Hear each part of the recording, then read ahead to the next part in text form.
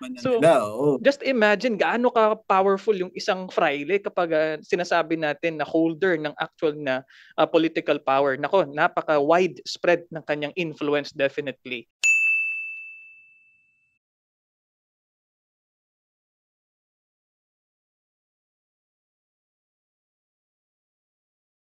In all fairness sa movie, it was indeed mentioned din naman po na maliban sa political conflict na nangyayari doon sa panahon na yun, sa era na yun, is yung religious politics din na nangyayari within the different orders and within the regulars and the seculars, no? So, ano po nga perspective niyo dyan, Prof. King? Sa palagay Opo, niyo, doon siya kinulangan din. pero Prof, na gusto Kasi ko, kinarga nila lahat sa civil aspect eh. mm, Tandaan mo, kumbaga, parang ang usapan ay pagbabalik ng parokya sa mga Pilipino, mm, sa mga secular. mm, So yun ang pinag-ugutan lahat niyan. Yun ang pinag-ugutan lahat niyan. Hindi sila, tapos kasi, ang masakit pa sa kanila, wala silang maipunto sa gumbursa. Hindi na nila po pwede sabihin na hindi magagaling. Bakit? Doktorado si Padre correct. Go, si Padre Gomez, si Padre Burgos. Burgos. Mga doktorado yan, kumbaga Correct. sa pati sa canon law. Mm, Hindi lang sa hindi lang sa usaping simbahan, pati sa canon law. mm, Sila ang nagpapacilitate ng mga examiners sa UST. mm. So ganun sila katitindi kung tas mababait pa sila, mahal pa sila ng mga tao. Eh paano mo nga naman maaalis yan? Kung gigil na gigil ka lang alisin yan, pupunta ka na sa dirty tactics. Dahil Mm, kasi hindi mo po pwedeng sabihin bobo. Hindi mo po mm. pwedeng sabihin nirereklamo ng mga tao. Mahal nga sila ng mga Pilipino eh. So kaya kumbaga yun yung kinulang na diin ng Oo. pelikula. Ah. Kumbaga yung aspeto na yon dahil kasi pagka pinakita mo kung sino talaga ang may interest, kung bakit maaresto yan, kung bakit mabita yan, secondary na lang ang secondary na lang ang civil government eh. Mm. 'Di ba? Dahil kasi sila as long as mapayapa naman, wala namang gulo, 'di ba? Maayos naman yung pinamamama yung kumbaga yung pamamahala na dinatnan mo, eh hindi ka naman magi-interest na mag-implicate ng kung sino-sinong tao. Tandaan natin lalo na si Padre Gomez, nagpababa pa yan ng rebelde si Luis Oo, Parang. oo. Nakumbinsin niya yon na Mm. na Totoo. magbalik loob sa pamahalaan, pinapirma Right. niya kay Torre, sinama niya sa Malacanang. Mm. So yun ba paghihinalaan mo na lumalaban sa Espanya nagpadala nga ng kumbaga ng rebel returning nga naging kasangkapan nga 'di Mm. ba? Kaya I think it really made kumbaga, para siyang parang it's a very big na shaking event nung panahon na yon. Kasi una, at least kung ilalagay natin yung perspective natin nung typical na tao nung panahon na yon, mataas yung respeto mo sa isang pare, 'di ba si Burgos po nakapag sa Manila Cathedral, it's Oo, tsaka yun yung sentro ng sentro yan. Oo. So, and then to sentro have yun. these people, be kumbaga, una pa nga dapat na tanggalin yung kanilang sutana pa, no? Grabe talaga. So, I Oo. think it's a very if typical ako na tao nung panahon na ngayon, talagang mashe-shake yung belief ko, mashe-shake yung perspective ko sa politika kasi respected people i-execute mo, igagarote mo. Ako hindi ko lubos maisip na kayang gawin yon kung ako nung tao nung panahon na yon na kayang gawin ng gobyerno na ang isang respetadong mga grupo ng tao ay papatayin mo, i-execute mo. It's I think it's otherworldly kung ako yon nung panahon na yon. It's a very big historical event na for me talagang tatatak yon kung sino man yung mga tao na natira nung panahon na yon. Anong perspective niyo yan, Prof? Oo, kasi kumbaga parang tayo kasi mga Pilipino, sa kasalukuyan, no? Mm. Pag pinapahiya ng mga drug lord, ng mga kumbaga talagang blatant talaga Oo. ng mga kriminal, Oo. makikita mo ang mga Pilipino, parang natutuwa pa eh. Kumbaga parang gigil din sila doon sa Oo. masama eh. Ayaw ng Oo. mga Pilipino noon eh. Mm. Pero para makita mo Mm. pare, igagarot eh. Oo. Actually, hindi lang silang tatlo eh. Kaya sabi ko, kinulang ako dun sa aspeto ng no, pagdating sa pananampalataya dahil maraming mga pare ang kinulong. Hindi lang sila tatlo. Oh. Yung kuya ni Plaridel, kinaladkad yun mula Mm. Malolos hanggang Yeah, Bulacan. yeah, yeah, yeah. Bulacan. Oo. Yun pa yung nilagay nila doon sa senaryo na yun. Kasi bibigat lang, lalo, kumbaga, bibigat ang kasalanan nila pag pinakita nila lahat dyan eh. Kasi exiled din yung ibang mga pare, sila Padre Dandan, sila Padre Guevarias, sila Padre Sevilla. Lahat yun, yung mga pare na yun, dinamay lahat yun.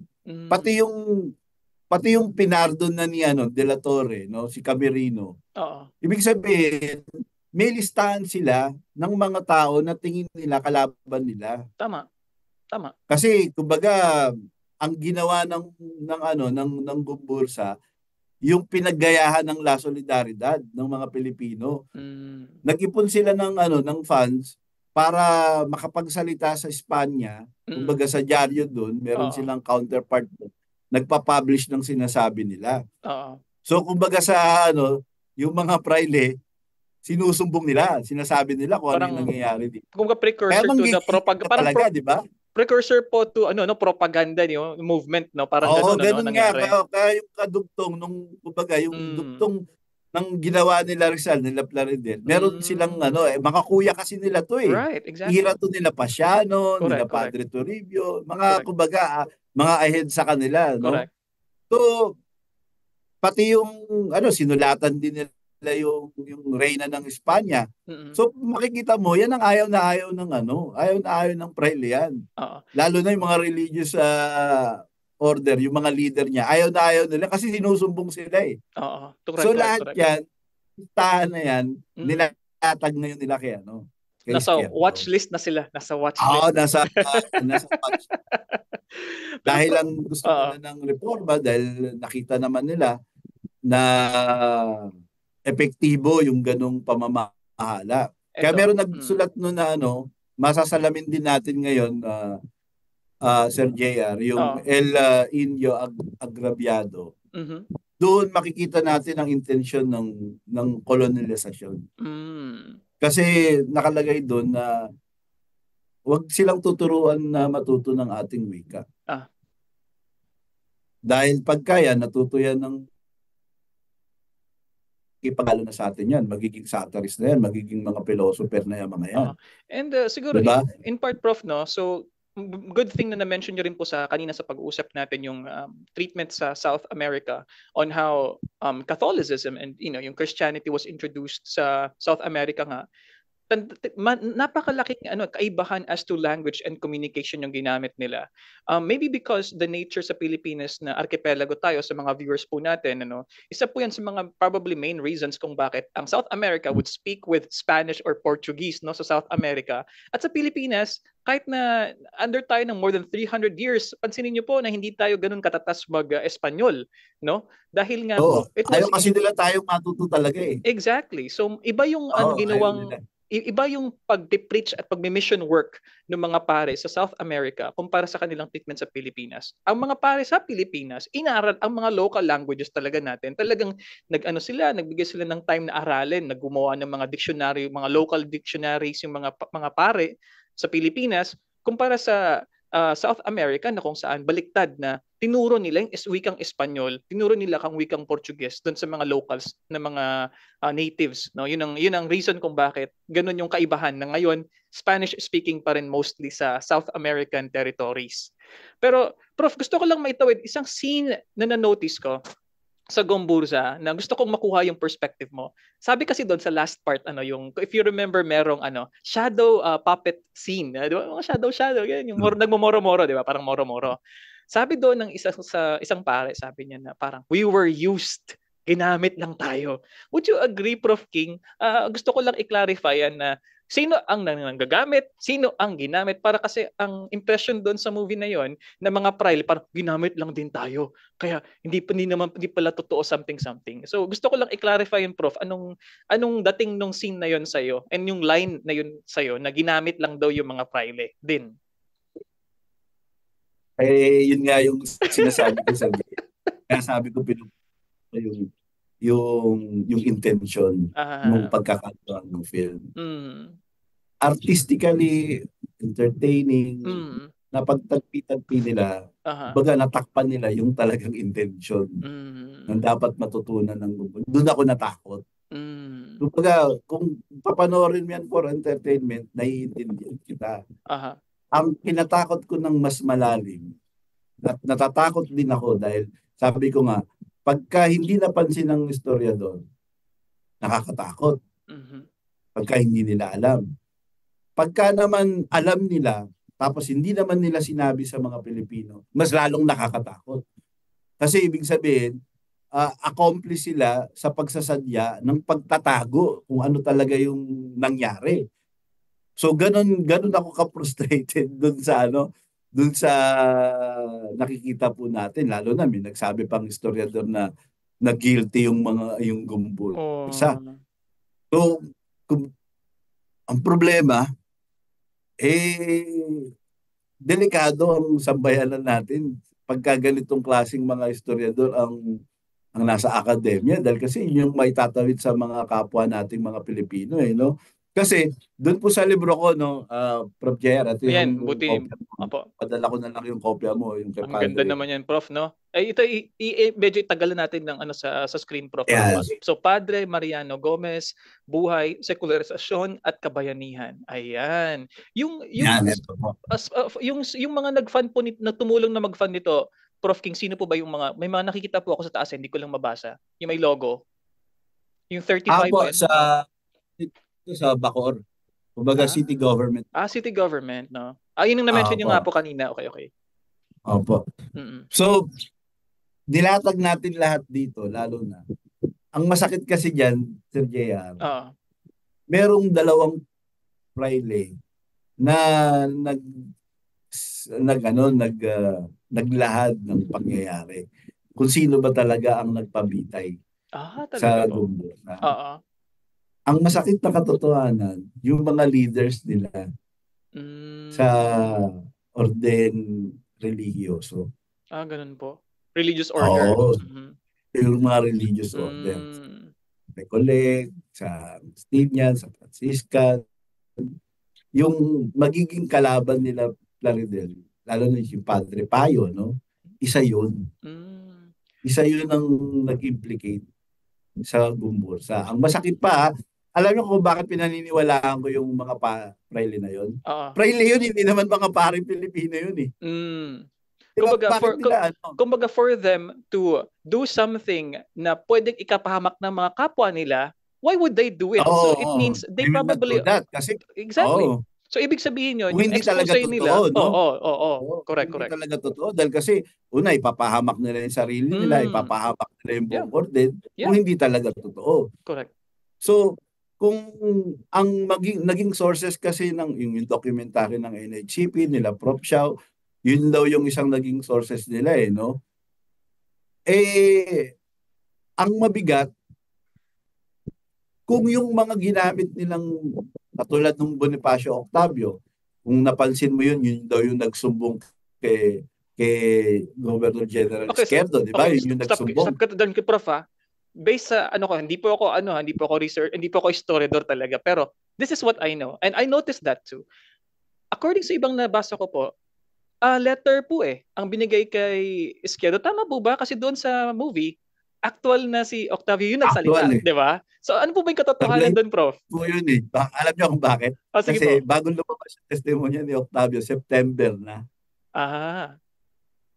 February nangyari yun yung testigo mo, September pa lumitaw So paano mong actual na nagsumbong kay yun? Kay nagtago pa kasi yun sa Bataan Patagal pa, ilang months pa bago siya lumitaw, no? Na yun. Kaya sablay yun, nakita ko sablay yun. So blatant So you're saying that most likely it is probably a secret letter instead sent to Izquierdo? Would that be the case, you think? It's not a secret letter. Kumbaga, nahuli siya sa Bataan, so pinresent siya sa otoridad. Kaya kumbaga, kinasuhan din siya. No. What I meant was yung pagsusumbong po kay Izquierdo, yun ang tinutukoy ko po. So paano ba... Yun nga yung nangyari yun dun sa Bonifacio Octavio Kumbaga, nahuli lang siya sa Bataan, nagtatago siya sa Bataan. Tapos, kinuhanan siya ng testimonya. Yun. Hindi yun nagbigay ng letter kay Hindi yun, kumbaga parang personal, nagbigay ng letter kay kay Izquierdo. Hindi Ganun. How about, Prof, yung isang perspective na I could be wrong kasi hindi gaanong na-emphasize doon sa movie. Pero gusto kong i-clarify sa inyo, Prof, no? Let me get your take on this.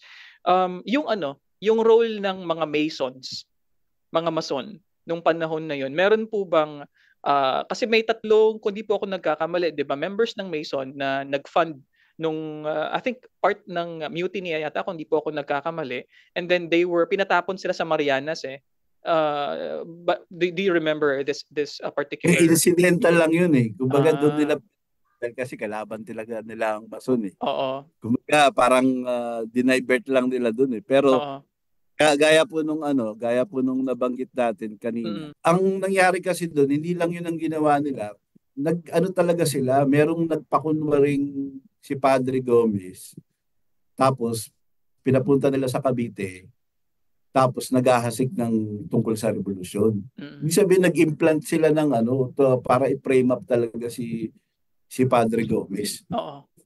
So, kumbaga, sinakyan na lang ni Izquierdo yun. Para nga naman, kumbaga, wala na akong sakit ng ulo. Di ba? Lahat yan, idamay na lahat. Kasi kung totoo yun, no? Kung totoo yun, yung mga Mason, halimbawa, tapos pinakita pa doon si Regidor, si Antonio Maria Regidor, kasama sa mastermind. Hindi rin totoo yun. Hindi rin totoo na nakasama siya na nag-ready nung revolution. Hindi totoo yun. Wala communication yung kay Saldua. Walang communication yung kay Saldua, yung sinasabing, 'di ba, yung nag-trader sa Gumbursa. So, nakita ko kinalga nila lahat sa civil aspect. Para pagtakpan nila na talagang nagpapatay yung mga religious order.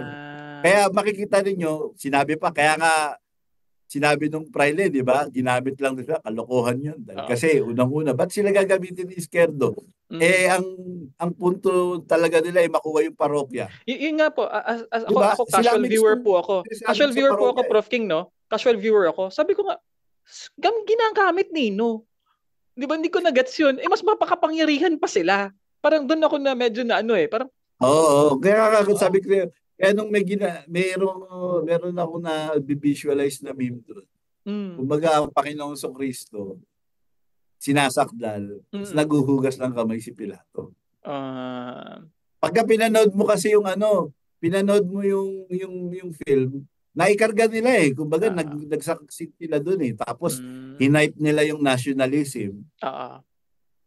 Actually, ang talagang punto dyan, Sir JR, ang nagpalalim ng nationalism natin, hindi dahil doon sa nag-ready sila ng revolution, nag-ready sila ng... Hindi yun eh. Ang nagpalalim doon, yung mababait na tao, yung mabubuting tao, pinaslang mo, pinarusahan mo, yun ang sumugat sa mga Pilipino. Correct. Yun yung talagang sumakit sa kanila doon. Kasi gusto takot-takot yung subliminal yung ibang mga scene doon, pero alam ko may intention sila eh. Katulad yung scene doon ni Benjamino at saka ni Pasiano. Yung sumisigaw yung mga estudyante na hari ng Espanya si Padre Gomez. Di ba? Natatanda mo yun? Yun yung sumbong nila eh. Yun yung sumbong ng mga testigo na hearsay. Pati yung asawa nila Madrid. Siyempre, tinorture yung mga yun eh. Nagkumuha ng mga false witnesses eh. Wala naman sa hinagap ni Padre Burgos yun na maging hari. Wala siyang ganong intention dahil kaya nga hanggang sa mamatay, hindi niya matanggap na igagarutuin sila doon sa ginawa niya dahil wala naman siyang ginawang masama. Unang-una, doktor siya ng batas. Doktor siya, 'di ba, sa teolohiya. Alam niya yung parameters, alam niya yung ordinances, alam niya yung polisiya ng Espanya, malinaw sa kanya yun eh. Kumbaga sinunod nila ng tama yun eh. Sinunod nila ng buong puso nila, ng dedikasyon nila, ng pag-aaral nila, ng buhay nila. 'Di ba? Tapos biglang itong mga to, tapos pati yung naawa din ako kay Padre Jacinto. Bakit? Anong makikita mong kabayanihan? Na puro pagsusugal yung pinakita mo. Tapos, dahil sa pagsusugal niya at merong cryptic na letter, code word, yung code words niya. Yung code words niya. Diba? Yung sa gunpowder, yung bala, diba? Yun yung isa sa nag-implicate sa kanya yun. Pero tatandaan mo, bakit siya inimbestigahan? Mm. Kasi kahit naman may ganong letter, kung wala ka naman sa radar na radikal ka, Masyadong nakalaban mababaw ka, hindi yun. ka naman Oo, pagtutunan masyadong ng mababaw yun. pansin eh. Oo. Oo, mababaw yun, di ba? Yeah. Kaya nadamay si Padre Racine. Kasama siya ni Padre Burgos sa Manila Cathedral eh. Exactly. Di ba? Kumbaga, he working also for secularization. Yun ang pinaka-main point. Oo. Tapos, nakakita lang ng ganun letter. Yun lang ang, kumbaga, nagpadagdag pa. Pero talaga ang main point, ang dapat na pinakita nila man lang sana, di ba? Total, nilalagay nila sa gitna yung picture ni Enchong D. Doon sa poster.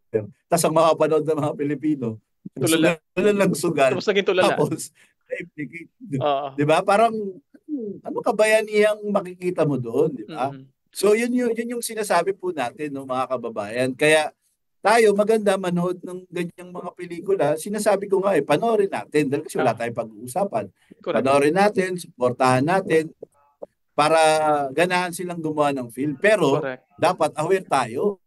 Kumbaga, siguro aware Prof, ano? tayo dun sa kasaysayan natin para alam mo kung saan na hindi totoo, makikita mo kung ano ang intensyon ng gumagawa. Ano ba yung intensyon ng gumagawa? Talaga bang ang gusto nilang pag-alabin yung nasyonalismo natin? Well, talaga mag-aalab ka talaga eh. Nag-aalab ka talaga. Pero mas mag-aalab ka pag alam mo kung sino talaga ang nagpapatay sa mundo. Dahil yan ang pinakapunto ng propaganda movement naman. Kaya nga nanggigil si Rizal, sila Hain at saka sila Plaridel dahil alam nila kung sino may kasalanan sa Gumbursa eh.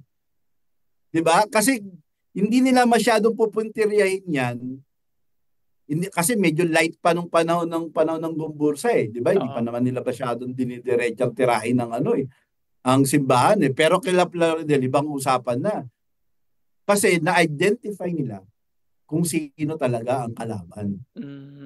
Kasi willing nga naman sila, di ba, nababanggit pa nila, willing pa sila maging probinsya ng Espanya sa La Solidaridad eh. Ibig sabihin, kung maayos ang pamamahala ng Espanya, walang problema. Kaso nga lang, kumbaga sa Dragon, dalawa ulo ng ng pamahala ng Espanya, isang civil aspect, isang religious aspect.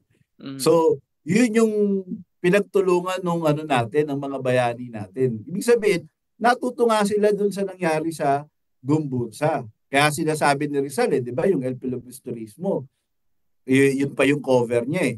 Natatandaan niyo yung Binay noon, nung nag-press con din si Binay, di ba, kalaban niya si Pinoy. Ang background niya, Mama Sapano. Dahil kasi alam niya, may kasalanan sa Mama Sapano, di ba? Ganun yung ginawa ni Rizal.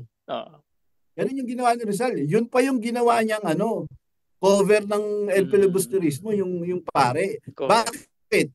Para nga talagang pag-alabin yung yung diwa ng mga Pilipino. Ito ginawa ng mga yan. Kumbaga, kahit na hindi niya direktang sinabi, ito ang ginawa nila sa mababait nating mga pare. Pero Prof, isa sa mga yun yung malalim. Nung pagka tinignan mo itong sinasabi ko, Sir Jayar, hindi mo makikita dun sa film.